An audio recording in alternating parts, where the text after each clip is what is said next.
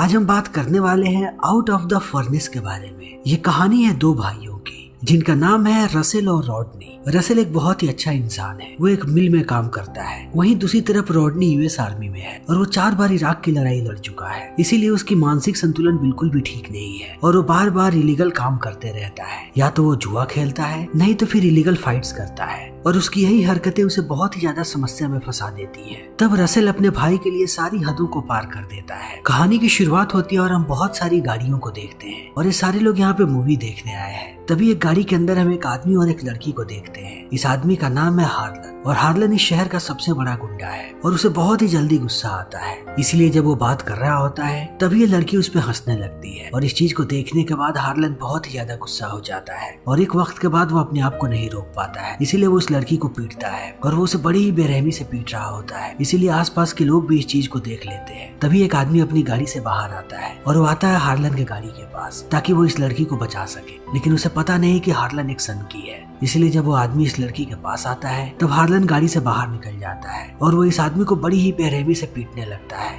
तब सारे लोग उसे छुड़ाने की कोशिश करते हैं लेकिन हार्लन किसी की नहीं सुनता। तभी हमारे सामने पेंसिल्वेनिया का दृश्य आता है और यहीं पर हम एक स्टील मिल को देखते हैं जहाँ पर रसेल काम करता है और रसेल हमेशा ही बहुत शिद्दत के साथ काम करता है। फिर आज जैसे ही उसका काम खत्म होता है वो अपनी गाड़ी लेकर के निकल जाता है, लेकिन जब वो रास्ते से गुजरता है तब उसे रास्ते में अपने छोटे भाई की गाड़ी नजर आती है, यानी रॉडनी की। और रॉडनी की गाड़ी एक रेस कोर्स के बाहर खड़ी है और इसे देखने के बाद यहाँ पर रसेल समझ जाता है कि रॉडनी जुआ खेलने आया है और उसने शायद फिर से रेस पे पैसे लगाए हैं। इसीलिए रसेल अपनी गाड़ी रोकता है और वो जाता है बिल्डिंग के अंदर। तभी हम रॉडनी को देखते हैं और आज रॉडनी बहुत सारे पैसे हारा है और रसेल को भी ये बात पता लग जाती है। इसीलिए वो उससे पूछता है कि तुम्हारे पास इतने पैसे कहाँ से आए? जहाँ तक मुझे पता है तुम्हारे पास कोई पैसे नहीं है। तब वो कहता है कि मैंने लोन लिया था जॉन से, लेकिन अब वो सारे के सारे पैसे मैं हार चुका हूँ। तब इस बात को सुनने के बाद रसेल परेशान होने लगता है और कहता है कि तुम्हें पता है कि जॉन इस शहर का सबसे खतरनाक आदमी है और इस शहर में जितने भी इलीगल काम होते हैं उनमें से ज्यादातर काम जॉन करवाता है और तुमने उससे पैसे लेकर के बहुत बड़ी गलती की है, क्योंकि अगर टाइम पे तुमने उसके पैसे नहीं लौटाए तो वो कुछ भी कर सकता है। इसीलिए अब रसेल भी परेशान होने लगता है, लेकिन वो अपने भाई को नहीं डांटता क्योंकि वो उससे बहुत ही प्यार करता है। लेकिन यहाँ से निकलने के बाद रसेल अपने पिता को देखने जाता है जो बहुत ही ज्यादा बीमार है और वो अपनी आखिरी सांसें ले रहे हैं।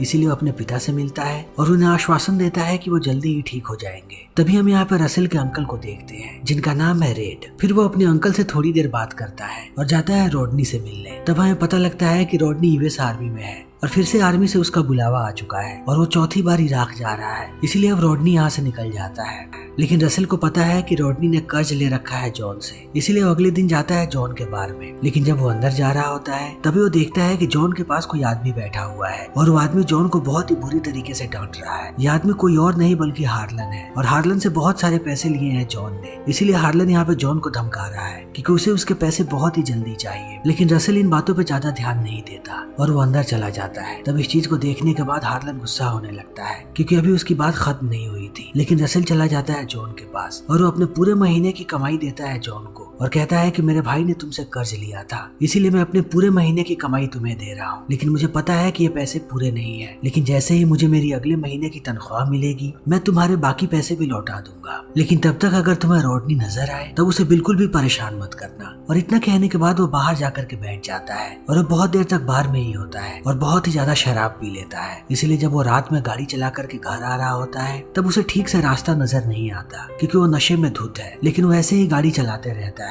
तभी उसके सामने अचानक एक गाड़ी आ जाती है और जब तक वो ब्रेक दबाता तब तक वो गाड़ी को ठोक चुका होता है। इसलिए वो जल्दबाजी में गाड़ी से बाहर निकलता है और जाकर के गाड़ी के अंदर देखने लगता है कि क्या जो अंदर लोग थे वो ठीक है या नहीं। तब उसे अंदर एक छोटी सी बच्ची नजर आती है और उस बच्ची की माँ। लेकिन रसेल को पता लगता है कि ये दोनों के दोनों मर चुके, इसीलिए अब रसेल टूटने लगता है क्योंकि आज उसने 2 मासूम लोगों की जान ले ली है। इसीलिए जल्दी ही रॉडनी को अरेस्ट कर लिया जाता है और उसे इस चीज की सजा भी मिलती है। उसे 8 साल के लिए जेल में डाल दिया जाता है। तब जेल में उससे बार बार रॉडनी मिलने आता है। तब रसेल उससे अपनी गर्लफ्रेंड के बारे में पूछता है जिसका नाम है लीना, क्योंकि लीना उससे मिलने कभी भी नहीं आती। तब रॉडनी कहता है कि उसे लीना के बारे में कुछ भी पता नहीं और रॉडनी ये भी बताता है कि मैं फिर से इराक जा रहा हूँ, लेकिन थोड़े समय के बाद मैं लौट आऊंगा हमेशा के लिए। इसीलिए रॉडनी निकल पड़ता है इराक के लिए और समय ऐसे ही बीतने लगता है। लेकिन अगली बार जब रॉडनी मिलने आता है रसेल से, तब वो बताता है कि उनके पिता का देहांत हो चुका है। और इस बात को सुनने के बाद अब रसेल टूटने लगता है, क्योंकि अब उसके परिवार में उसके भाई के अलावा उसका कोई भी नहीं है। इसीलिए अब रसेल अपनी सजा को ऐसे ही पूरी करने लगता है और समय ऐसे ही बीतने लगता है और जल्दी ही इसकी सजा खत्म हो जाती है। इसीलिए रसेल को जेल से छोड़ दिया जाता है। फिर वो जैसे ही जेल से बाहर निकलता है, वो अपने सामने अपने भाई रॉडनी को पाता है जो उसे लेने के लिए आया है। फिर ये दोनों जाने लगते हैं, लेकिन घर जाने से पहले रसेल जाता है अपने माता पिता के कब्र के पास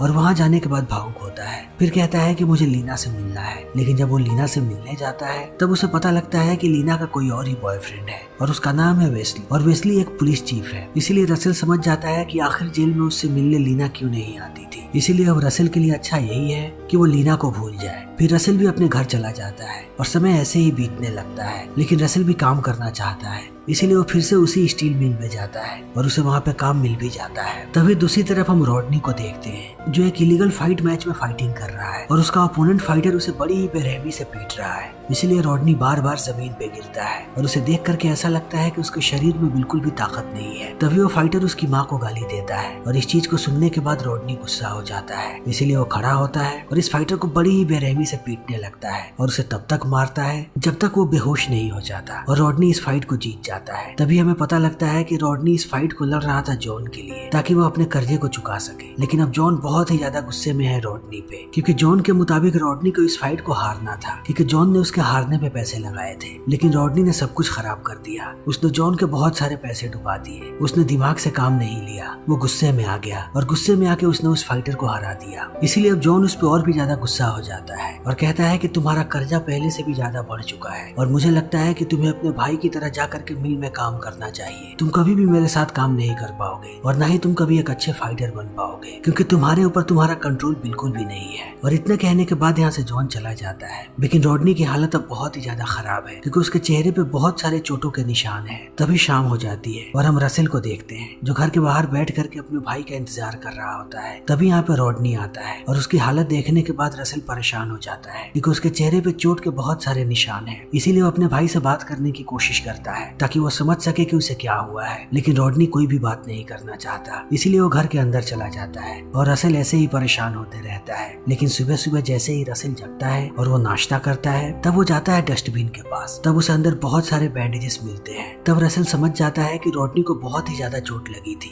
और ये बैंडेजेस उसने अपने हाथों पे लगाया था। इसीलिए अब रसेल को पता है कि रॉडनी फाइट करने गया था। इसीलिए वो जाता है रॉडनी के पास, क्योंकि वो जानता है कि रॉडनी फाइट कर रहा है। इसीलिए वो उसे समझाने लगता है और कहता है कि तुम्हें फाइट बिल्कुल भी नहीं करनी चाहिए, क्योंकि उससे तुम्हें कुछ भी हासिल नहीं होगा। मैं चाहता हूँ कि तुम मेरे साथ मेरे मिल में काम करने चलो। उसमें तुम्हें पैसे कम मिलेंगे, लेकिन तुम्हारी जिंदगी बहुत ही अच्छी बीतेगी। तब इन बातों को सुनने के बाद रॉडनी गुस्सा हो जाता है और कहता है कि मैं मिल में काम करने के लिए नहीं बना हूँ और न ही मुझे अपनी जिंदगी की परवाह है, क्योंकि मैं जहाँ भी गया हूँ वहाँ मुझे सिर्फ और सिर्फ परेशानियाँ मिली है। मैं आर्मी में था, लेकिन मेरे देश ने भी मुझे कुछ भी नहीं दिया। और इतना कहने के बाद वो अपने पेट का निशान दिखाता है कि उसे कितनी चोट लगी थी। फिर वो कहता है कि देश के लिए इतना करने के बाद भी देश ने मुझे सिर्फ और सिर्फ डिप्रेशन दिया है, इसीलिए मुझे किसी की भी परवाह नहीं है। और इतना कहने के बाद वो निकल जाता है और जाता है जॉन के पास और कहता है कि मुझे फिर से फाइट करनी है। तब जॉन कहता है कि अब तुम पे कोई भी विश्वास नहीं करेगा, तुमने सबके विश्वास को तोड़ा है, इसीलिए अब शायद तुम कभी भी फाइट ना कर सको। तब रॉडनी कहता है कि मेरे पास सिर्फ यही एक रास्ता है अपना कर्जा चुकाने का, इसलिए मुझे सिर्फ एक और मौका चाहिए। और इतना कहने के बाद वो गिड़गिड़ाने लगता है जॉन के सामने। तब जॉन भी उसकी बात मान जाता है और वो कॉल करता है हार्लन, क्योंकि अगला मैच हार्लन ही करवाने वाला है। और हार्लन को कॉल करने के बाद वो रॉडनी का नाम रजिस्टर करवा देता है। तभी दूसरी तरफ हम रसेल को देखते हैं जो जाता है लीना से बात करने के लिए, और वो लीना के सामने जाकर के भावुक होने लगता है और कहता है कि वो एक बार फिर से उसके साथ रहना चाहता है, क्योंकि वो उसे चाहता है। लेकिन लीना कहती है कि ऐसा बिल्कुल भी नहीं हो सकता, क्योंकि मैं असली के बच्चे की माँ बनने वाली हूँ और हम जल्दी ही शादी करने वाले हैं। तब इस बात को सुनने के बाद रसेल टूटने लगता है और वो लीना को कहता है कि तुम एक बहुत ही अच्छी माँ बनोगी। और इतना कहने के बाद ये दोनों एक दूसरे से अलग हो जाते हैं, वो भी हमेशा के लिए। लेकिन अब रसेल बहुत ही परेशान रहता है, इसीलिए उसके अंकल उसके पास आते हैं और ये दोनों निकल पड़ते हैं जंगल में शिकार करने के लिए। तभी दूसरी तरफ हम रॉडनी को देखते हैं जिसे जॉन लेकर के जा रहा है हार्लन के पास, ताकि वो अपनी अगली फाइट लड़ सके। और जल्दी ये लोग पहुंचते हैं हार्लन के पास। लेकिन हार्लन जब रॉडनी को देखता है तब वो उसके पतले शरीर को देख करके हंसने लगता है और कहता है कि ये बिल्कुल भी फाइटर नहीं लगता और मुझे नहीं लगता कि ये कोई भी फाइट कर पाएगा। तब इस बात को सुनने के बाद रॉडनी गुस्सा हो जाता है और कहता है कि अगर तुम्हें मेरी ताकत देखनी है तब मैं तुम्हें अभी भी दिखा सकता हूँ। और इतना कहने के बाद वो हार्लन से लड़ने के लिए तैयार हो जाता है। लेकिन जॉन इन दोनों को अलग करता है और वो रॉडनी को बाहर भेज देता है। फिर थोड़ी देर के बाद जॉन बाहर आता है और वो रॉडनी से कहता है कि अगली फाइट तुम लड़ रहे हो, लेकिन हम लोगों का फैसला यही है कि तुम्हें उस मैच को हारना पड़ेगा, तो क्या तुम इसके लिए राजी हो? तब रॉडनी भी इस बात के लिए मान जाता है और जल्दी ही फाइट की शुरुआत हो जाती है। लेकिन रॉडनी यहाँ पे टूट के पड़ता है अगले फाइटर पे और वो उसे बड़ी ही बेरहमी से पीटता है। तब इस चीज को देखने के बाद जॉन डरने लगता है कि कहीं रॉडनी फिर से ना जीत जाए, इसीलिए वो उसे इशारा करता है। तब रॉडनी हारने लगता है। तब वो फाइटर उसे बड़ी ही बेरहमी से पीटता है और वो पीट पीट के रॉडनी की हालत खराब कर देता है। लेकिन रॉडनी उसे एक बार भी नहीं मारता और देखते ही देखते वो इस फाइट को हार जाता है। तब जॉन बहुत खुश होता है क्योंकि जॉन की डील हुई थी हार्लन के साथ कि अगर रॉडनी इस मैच को हार गया तब जॉन को कोई भी पैसे नहीं देने पड़ेंगे हार्लन को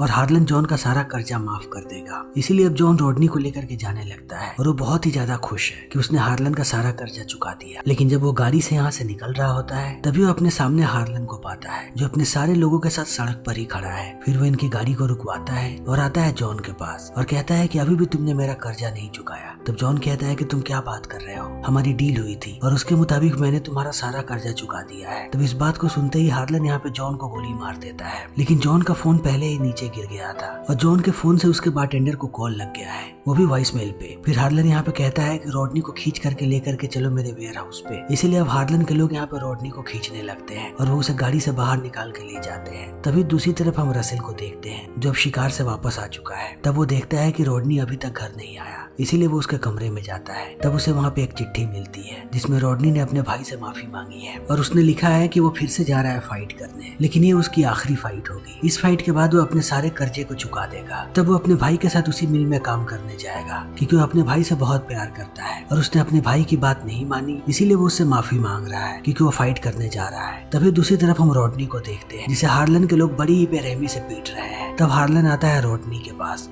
फिर जैसे ही रॉडनी हार्लन को देखता है वो उसे कहता है कि तुम एक बहुत ही बुज़दिल इंसान हो। तब इस बात को सुनते ही हार्लन यहाँ पर रॉडनी को भी गोली मार देता है और अपने आदमियों को कहता है कि इसे जंगल के बीचों बीच ले जाकर के दफना दो। तभी सुबह हो जाती है और सुबह सुबह वेस्ली पहुंचता है रसेल के घर पे और उसे बताता है कि जॉन की मृत्यु हो चुकी है और जॉन के साथ ही तुम्हारा भाई था। और इतना कहने के बाद वो उसे लेकर के जाता है पुलिस स्टेशन और उसे भी वो वॉइसमेल सुनाता है जो जॉन के फोन से ऑटोमेटिक कॉल लग गया था उसके बारटेंडर को और उसके मुताबिक रॉडनी उस वक्त जॉन के साथ था, लेकिन अब जॉन की मृत्यु हो चुकी है, जॉन की लाश इन्हें मिल चुकी है। इसीलिए इनका मानना है कि रॉडनी कहीं गायब हो चुका है। लेकिन उन लोगों ने बहुत सारे लोगों से पूछताछ की लेकिन किसी को भी रॉडनी के बारे में कुछ भी पता नहीं। लेकिन सबका यही मानना है कि हार्लन ने ही जॉन को मारा है। तब इन बातों को सुनने के बाद यहाँ पर रसेल गुस्सा हो जाता है और कहता है कि तुम लोग अपना काम ठीक से नहीं कर रहे हैं। अगर तुम लोगों ने अपने काम को अच्छे से किया होता तो अब तक तुम लोगों ने मेरे भाई को ढूंढ लिया होता। तुम लोग लापरवाही कर रहे हो। और इसी तरीके से वो वेस्ली पे भड़कने लगता है और अपने अंकल के साथ यहाँ से निकल जाता है और पहुंचता है जॉन के ऑफिस और वो सारी जानकारियां ढूंढने लगता है हार्लन के बारे में। तब उसका बारटेंडर बताता है कि उसे कुछ भी पता नहीं हार्लन के बारे में, उसे बस इतना पता है कि जॉन ने बहुत सारा कर्ज लिया था हार्लन से, इसीलिए जॉन तुम्हारे भाई को लेकर के गया था फाइट करवाने के लिए और उस फाइट को हार्लन ही ऑर्गेनाइज करवा रहा था और मुझे पता है कि वो फाइट कहाँ पे हुई है। इसीलिए जॉन ये सारी बातें बताता है अपने अंकल को और ये दोनों निश्चय करते हैं कि ये लोग उस जगह पे जाएंगे जहाँ पर वो फाइट हो रही थी। इसीलिए ये लोग पहुंच जाते हैं फाइट वाली जगह पे, लेकिन इन्हें यहाँ पे दूर दूर तक कोई भी नजर नहीं आता। इसीलिए अब रसेल अपनी इन्वेस्टिगेशन में लग जाता है और उसे पता है कि हार्लन के बहुत सारे गुंडे ड्रग्स बेचते हैं, इसीलिए वो जाता है ड्रग्स खरीदने के लिए। लेकिन उन्हें रसेल पे शक होने लगता है। उन्हें लगता है कि रसेल एक अंडर कवर पुलिस ऑफिसर है, इसीलिए वो उसे लेकर के जाते हैं अपने हेडक्वार्टर पे। तब रसेल चारों तरफ घूमता है लेकिन उसे हार्लन कहीं भी नजर नहीं आता क्योंकि वो यहाँ पे हार्लन के लिए ही आया था ताकि वो अपने भाई के बारे में पूछ सके। इसीलिए अब रसेल यहाँ से जाने लगता है। तभी रास्ते में उसे यहाँ का लोकल शेरिफ मिलता है जो कहता है कि मेरे पास वेस्ली का कॉल आया था और तुम लोग जो कर रहे हो वो बिल्कुल गलत है। तुम्हें पता भी नहीं है कि तुम लोग कितना खतरनाक काम कर रहे हो।